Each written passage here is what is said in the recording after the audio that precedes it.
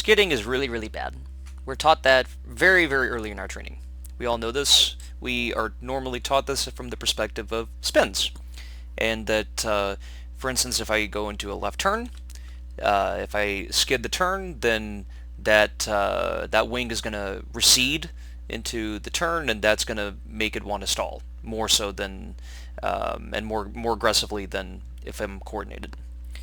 However, I also want to discuss this from the perspective of efficiency in a turn and thermaling.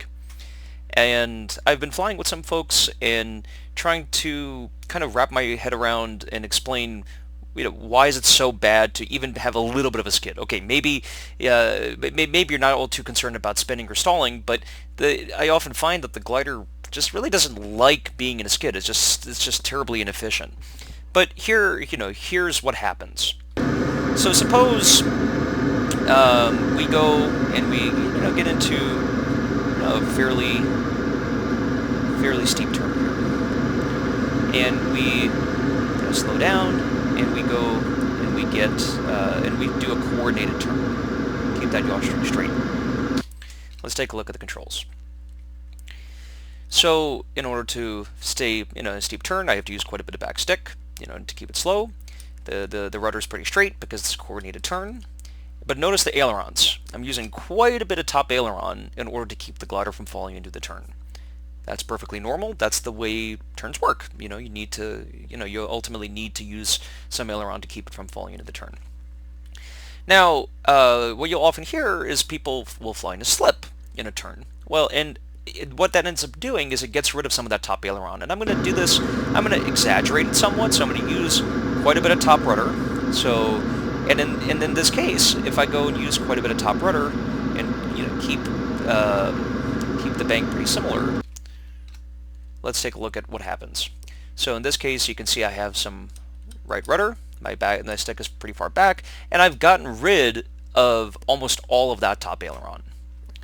And finally, and this is what I really want to get at, is suppose I go and I put in a little bit of that skid. So it's only, only a couple degrees. It's only about 3 degrees here. And I slow the glider down to where we were before, and I go and come back here. So in this case, you can see the rudder a little bit into the turn, the stick is back, and look at how much top aileron I'm using. I'm using a massive amount of top aileron to keep the glider from falling into the turn. Now, there's a couple thoughts here.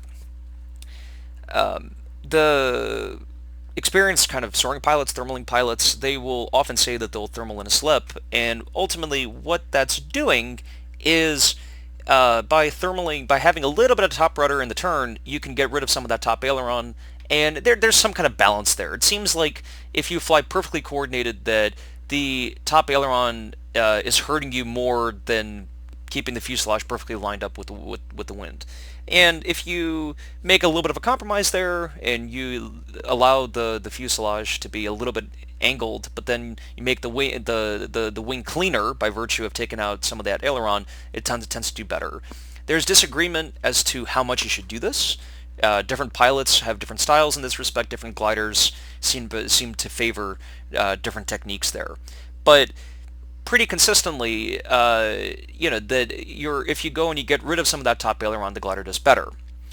But more importantly, at least for this discussion, what I want to get at is if you skid the turn even a little bit, even 2 or 3 degrees, you need that much more top aileron to keep the glider going, from falling into the turn. And that is really, really, really inefficient. The glider really doesn't like this. Not only are you dragging the fuselage a little bit through the air, but you're making the wings massively inefficient and draggy. And what this kind of thermaling arrangement here, is very, very, very common. I see this happen very frequently. I see a lot of people turn this way in the pattern, and it's understandable because when you're turning to the left, you're trying to keep the nose going to the left, and a lot of people kind of have a heavy inside foot. And it's just kind of a natural sort of instinctive place to kind of keep the pressure. But instead, what you really want to try to do is if you're going to go and keep some pressure, try to keep a little bit of pressure on your outside foot and make your adjustments from that perspective. And if you go and you thermal in a little bit of a slip there, then that gets rid of that top aileron, and it makes the glider a lot more efficient.